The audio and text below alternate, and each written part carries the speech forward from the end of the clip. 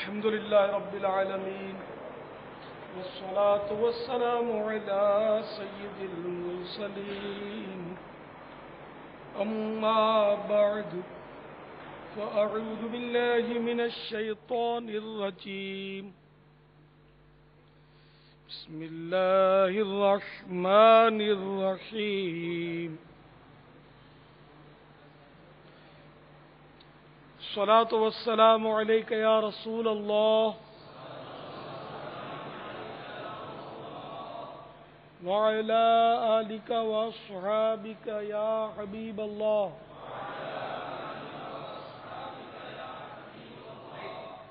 الصلاة والسلام عليك يا نبي الله وعلى آلك وأصحابك يا نور الله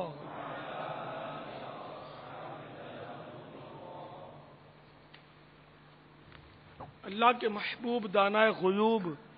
منزہ عن العیوب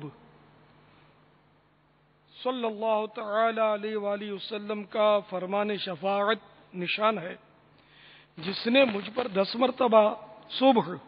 اور 10 مرتبہ شام درود پاک پڑھا، اسے قیامت کے دن میری شفاعت ملے گی۔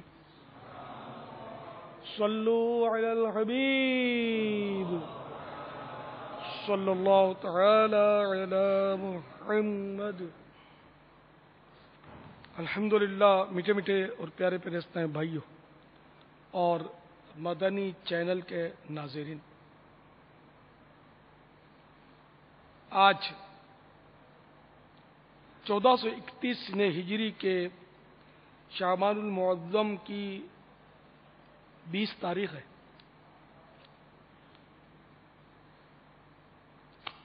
جامعۃ المدینہ فیضان مدینہ باب المدینہ کراچی کے دورہ حدیث کے طلباء تشریف فرما ہیں، دیگر اسلامی بھائی بھی جمع ہیں۔ افتتاح بخاری کا سلسلہ ہے، یعنی ہمارے یہ دورہ حدیث کے طلباء بخاری شریف جو کہ حدیث پاک کی مستند ترین کتاب ہے اور سند کے اعتبار سے قرآن پاک کے بعد بخاری شریف لی جاتی ہے، آج اس کا افتتاح ہے، یعنی کہ سمجھو کہ پہلا سبق ہے۔ یہ اسلامی بھائیوں کی محبت ہے، حسن ظن ہے کہ وہ اس طرح مطلب یعنی کہ مجھ سے شروع کرواتے ہیں، اگرچہ میں خود پڑھا ہوا نہیں ہوں۔ تو بہرحال یہ کہ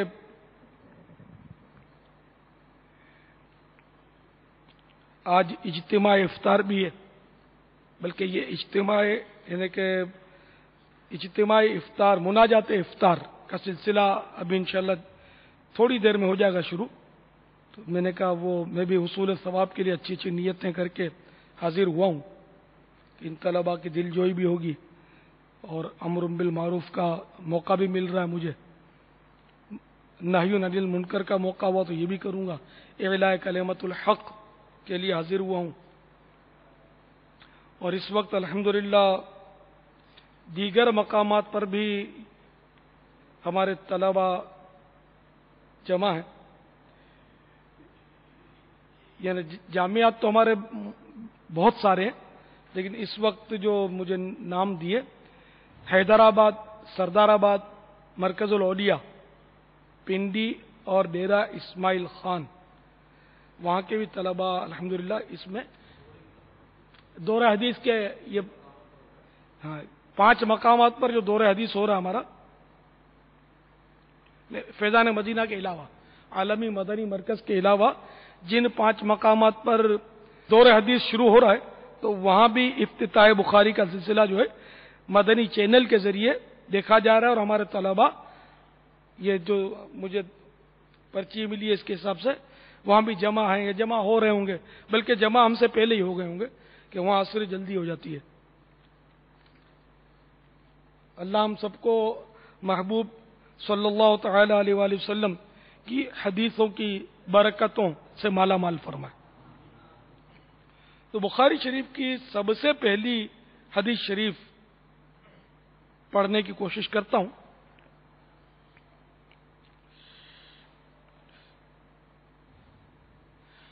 علقمة بن وقاص الليثي يقول سمعت عمر بن الخطاب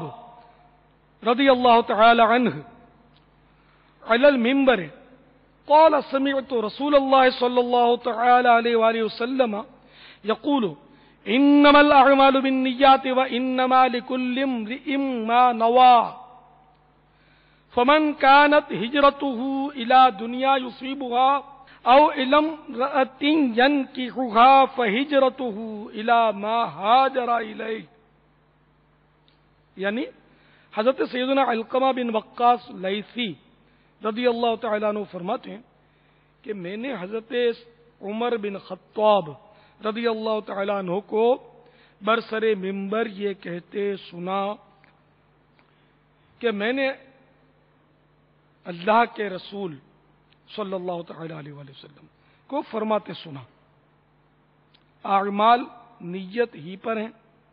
ہر شخص کے لیے وہی ہے جو اس نے نیت کی، تو جس کی ہجرت دنیا کی طرف ہو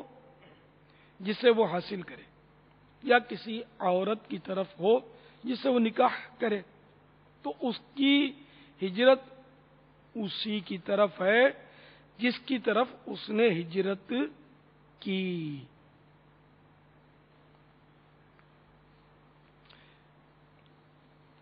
عزیز طلبہ اور میٹھے میٹھے اسلامی بھائیوں، یہ حدیث پاک بخاری شریف کے ساتھ ساتھ دیگر کئی کتب احادیث مثلا مسلم شریف، سنن ابو داود، جامع ترمذی، سنن نسائی، سنن ابن ماجہ، صحیح ابن خزیمہ اور سنن بہقی شریف میں بھی نقل کی گئی ہے۔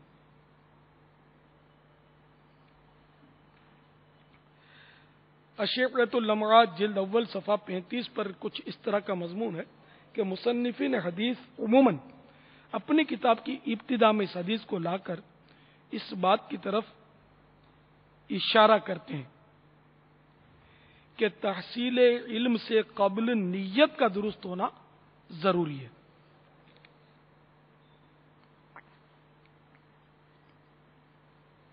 اس حدیث پاک کے راوی حضرت سیدنا امیر المومنین عمر بن خطاب رضی اللہ تعالیٰ عنہ ہیں، جن کی کنیت ابو حفص، لقب فاروق اور خطاب امیر المؤمنین ہے۔ حضور نبی کریم رؤوف الرحیم علیہ افضل الصلاۃ والتسلیم کی دعا سے آپ رضی اللہ تعالیٰ عنہ ایمان لائے اور اسلام لانے والے 40ویں مسلمان ہیں، اس لیے آپ کو متمم الاربعین بھی کہتے ہیں کہ آپ سے پہلے 39 حضرات مسلمان ہوئے تھے اور ان آپ کے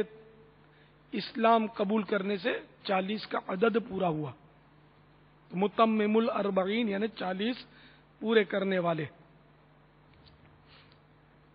آپ رضی اللہ تعالیٰ عنہ جلیل القدر صحابی اور عشرہ مبشرہ یعنی ان 10 خوش نصیب صحابہ کرام علیہم الرضوان میں سے ہیں جنہیں رحمت عالم نور مجسم شاہ بنی آدم صلی اللہ تعالی علیہ وآلہ وسلم نے خصوصیت کے ساتھ اپنی زبان حق کے ترجمان سے جنت کی بشارت عنایت فرمائی۔ 13 ہجری میں خلیفہ مقرر ہوئے اور تقریباً 10 سال 6 ماہ 5 دن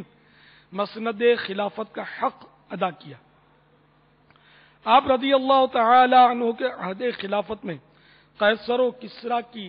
ہزارہا سالہ ظالمانہ سلطنتیں پاش ہوئیں اور بہت سے ممالک مثلا عراق، فلسطین، مصر وغیرہ فتح ہوئے۔ 4 دانگے عالم میں اسلام کی ہیبت و شوکت بیٹھ گئی۔ 63 سال کی عمر میں